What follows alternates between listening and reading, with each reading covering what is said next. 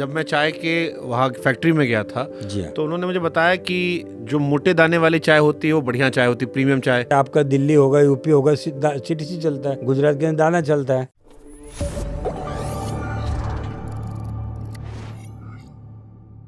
जब मैं चाय के वहाँ फैक्ट्री में गया था जी हाँ। तो उन्होंने मुझे बताया कि जो मोटे दाने वाली चाय होती है वो बढ़िया चाय होती है, प्रीमियम चाय। वो जो झर के आता है, झरना टाइप का मसाला टाइप, या उसको कह दो आप, वो सबसे डस्ट बेकार होती है। आप कह रहे हो कि डस्ट वाली चाय बढ़िया होती है, सबसे ज़्यादा वही बेच रहे हो आप। अलग अलग अलग स्टेट में अलग अलग टाइप की चाय का चलन हो गए वाला है। जैसे आपका दिल्ली होगा, यूपी होगा, सीटीसी चलता है, गुजरात के अंदर दाना चलता है। हमारे महाराष्ट्र के अंदर डस्ट चाय का चलन है। बाकी डस्ट चाय को तो मानते हैं रद्दी क्वालिटी की चाय। नहीं, कौन बोला कि जो डस्ट चाय तो सबसे ऊंचे रेट में बिकने लगी आजकल। उसका प्रोडक्शन बहुत कम है। वो तो बाकी चाय पत्ती से 50-50 रुपए ज्यादा रेट में बिकने लगी चाय। कैसे, मतलब जो वो तो बचा कुछ माल होता है ना। नहीं, कौन बोला ऐसा बचा अच्छा कुछ वाला था चला गया इधर। अरे नहीं, चाय का एक जो ग्रेड बना है उसको अलग अलग छलनी से अलग अलग ग्रेड बनाया जाता है। हाँ, अलग हल्का माल थोड़ी बनता वो। ऐसा नहीं है, हल्का माल नहीं बनता। जो सीटीसी में जो माल बनता है वही डस्ट में माल बनता है। जो दाने में जो ग्रेड चाय बनी क्वालिटी वही चाय डस्ट में बनती है। बट वो रिफाइंड हो चली गई बढ़िया। नहीं जी, नहीं। आप फैक्ट्री बराबर देखे नहीं है। आप चलिए मेरे साथ, मैं आपको एक बार बताता हूँ। ये तो गुजरात में फिर दाना क्यों बिकता है? पहले से सिस्टम ही ऐसी है, दानेदार चाय बिकने का। हाँ। दिल्ली में दानेदार चाय बिकती, हाँ। यूपी में दानेदार बिकता हाँ, है। वही हमारे यहाँ सब दानेदार। एमपी छत्तीसगढ़ में डस्ट भी नहीं, दाना भी, बीच का पीएफ ग्रेड बिकता है। चाय के अलग अलग बहुत से ग्रेड है। वो अलग अलग ग्रेड से चाय हर स्टेट में अलग अलग चलन हो गया वाला। तो ग्रेड मतलब क्वालिटी वाइज होता होगा ना? नहीं, ग्रेड बोलो तो उसकी साइज। ओके, साइज उसको ग्रेड बोलते हैं। साइज के हिसाब से। तो ये डस्ट वाली चाय में क्या खास होता है? क्योंकि हम तो इसे बेकार मानते थे अब तक। नहीं, ऐसा नहीं है। हाँ, तो वही इसलिए पूछ रहे हैं क्या अच्छा चाय होता है? में जो है ना, जल्दी आपको कलर वगैरह निकल जाता है, और होटल वाले जल्दी ज़्यादा करके डस्ट चाय का वापरते हैं होटल्स में। और चाय का सबसे ज़्यादा यूज होटल के अंदर ही होता है। घरगथ्थू ग्राहक पूरा महीने के अंदर 250 ग्राम या 500 ग्राम चाय वापरेंगे, जबकि होटल के अंदर डेली 1 किलो 2 किलो चाय वापरते हैं। तो होटल में सबसे ज़्यादा कंजू होती चाय। आपकी कंपनी का नाम पहले असम टी था? जी हाँ। तो असम टी विक्रम टी क्यों बन गई? आसम टी कंपनी था, लेकिन वो आसम टी कंपनी उसका ट्रेडमार्क नहीं मिलता, क्योंकि स्टेट के नाम से हमको कुछ ये नहीं मिल सकता। वो हिसाब से फिर हमने विक्रम ब्रांड रखा हमने। मतलब विक्रम ही क्यों लिया आपने?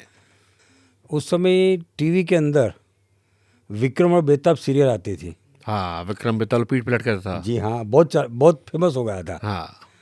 हर सैटरडे या संडे को शाम को 5 बजे सीरियल आती थी। तो मैंने विक्रम नाम उठा लिया। मेरे को ये नहीं मालूम था कि इतना बड़ा विक्रम ब्रांड बन जाएगा। सोचा ही नहीं था मैंने कि भाई एक विक्रम नाम होना, न तो मेरे लड़के का नाम है, न मेरे पोते का नाम है, कि मेरे कोई रिश्तेदार का नाम विक्रम तो है ही नहीं। तो मैं एक विक्रम ले लिया, वो विक्रम विक्रम विक्रम करके फेमस हो गया। तो बाद में जो बच्चे, उनका नाम विक्रम क्यों नहीं रखा किसी का? बच्चे जो वो तब भी इतना फेमस नहीं था नाम। तो इसमें दिक्कत नहीं है कि पहले एक ब्रांड बेचा था फिर दूसरा ब्रांड बेचना पड़ा? कुछ नहीं, उस समय कोई मार्केटिंग नहीं करता था मैं। पहले तो मैं जब 1975 में जालना में आया ना, तो पहले तो 8 साल 10 साल तक मैं खाली रिटेल काउंटर ही किया, ओनली रिटेल काउंटर। उसके बाद धीरे धीरे पैकिंग किया, हाथ का पैकिंग किया, बाद में प्लास्टिक पैकिंग किया, फिर पॉलिएस्टर पैकिंग में भी आ गए, अभी फुल्ली ऑटोमेटिक में आ गया। अभी दुबई तक पहुंच गए आप?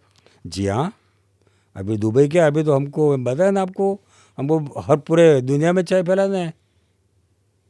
सोच बड़ी है सब है मेरी, बहुत बड़ी सोच है। छोटी सोच के आदमी नहीं हम लोग। तो दुबई के शेख आपकी चाय पियेंगे? जी हाँ, बिल्कुल पियेंगे, बिल्कुल पियेंगे। हमने 3 बार तो वहीं एग्जीबिशन में हमने स्टॉल लगाया दुबई में। कहेंगे अल हबीबी हम तुम्हारा चाय पीते। चाय कमाल की चीज़ वैसे। बिल्कुल। मैं भी साइकिल पे जब चलता था ना, चाय का काम शुरू किया था। धीरे धीरे काम बढ़ते गया। अभी मैं चाय पत्ती के साथ साथ कंस्ट्रक्शन में बहुत बड़ा काम है मेरा। एजुकेशन में हम लोग का काम करते हैं। पॉलिएस्टर प्रिंटिंग का काम करते हैं हम लोग, कलर फ्लेक्स के नाम से करते हैं। इसके अलावा जैसे हम लोग ने एलपीजी पेट्रोल पंप, वाइसरी ज़्यादा गैस, वो नाम से हमने चालू किया है। अलग अलग ऐसे पैकेजिंग यूनिट हमने चालू किया है, पॉलिएस्टर का बताया आपको। तो जैसे चाय का धंधा 22 स्टेट में है, ये धंधे कितने स्टेट में है? वो तो भाई अभी पॉलिएस्टर का तो काफ़ी बड़ा काम है। अहमदाबाद में जो हम जिसके साथ काम करते हैं वो अहमदाबाद की 10वें नंबर कंपनी है, हम्म। कलर फ्लेक्स बोल के जो है।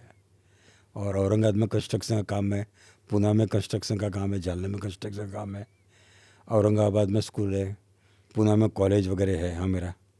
और एक सबसे बड़ा काम गुजरात में आनंद में शेयर ट्रेडिंग इन्वेस्टमेंट कंपनी जेके सिक्योरिटी कंपनी, जो गुजरात के अंदर उसके 15-16 ब्रांचेज है। बॉम्बे में है, बिहार में 2 जगह, मुजफ्फरपुर पटना में है, महाराष्ट्र में है, जालना, औरंगाबाद, बॉम्बे। ऐसा इसका भी बहुत बड़ा काम है। तो ये तो वो काम है जो जनता के साथ आप कर रहे हो, जिसमें आपका मुनाफा हो रहा है। जनता के मुनाफे के लिए आप क्या कर रहे हो? जनता के मुनाफा तो क्योंकि भगवान दिए हैं तो कुछ देना भी जरूरी है। जी हाँ, हम करते थे, बहुत कुछ काम करते हैं। क्या जैसे? देखो हम जो एक तो सबसे पहले जालना में जो रहते थे हम, वहीं पानी की बहुत तकलीफ थी। महीने में एक बार पानी आता था।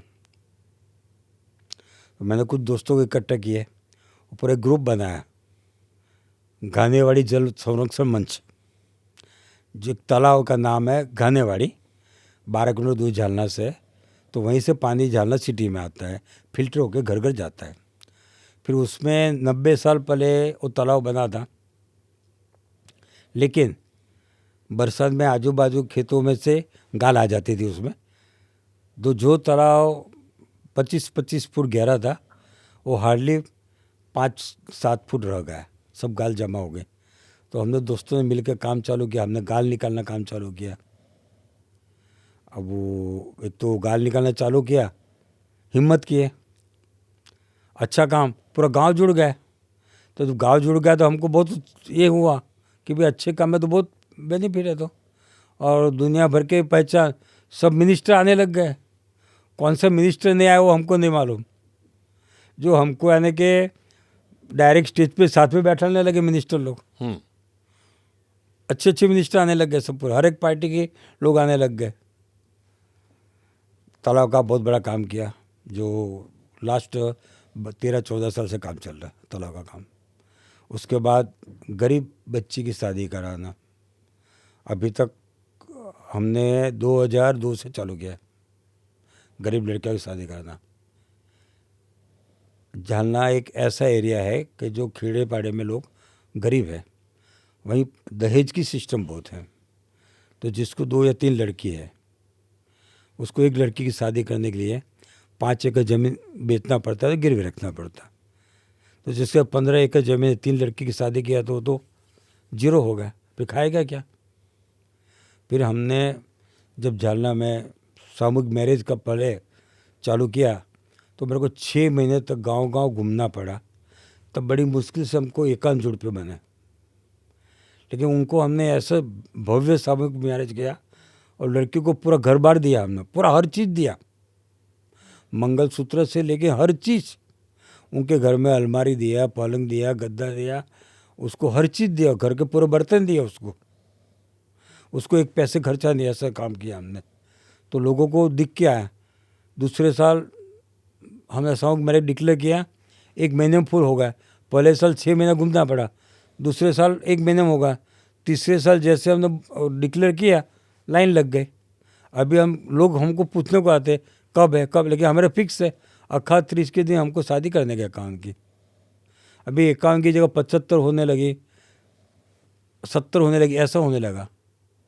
तो एक तो गरीब लड़कियों की शादी करते हम, दूसरा गरीब लड़कियों को एजुकेशन पढ़ाते हम। देखिए भैया, मैं एक स्कूल के अंदर अध्यक्ष हूँ, एक समाज का मैं अध्यक्ष हूँ, गुजराती समाज का। उस स्कूल में मैं देखता हूँ फंक्शनों में कि स्कूल की लड़कियाँ स्टेज पे आके बोलती है, तो कुछ कुछ लड़कियाँ मेरे को बहुत होशियार लगती है। उस समय मैं जात नहीं देखता हूँ, कलेक्टर बन जाती है।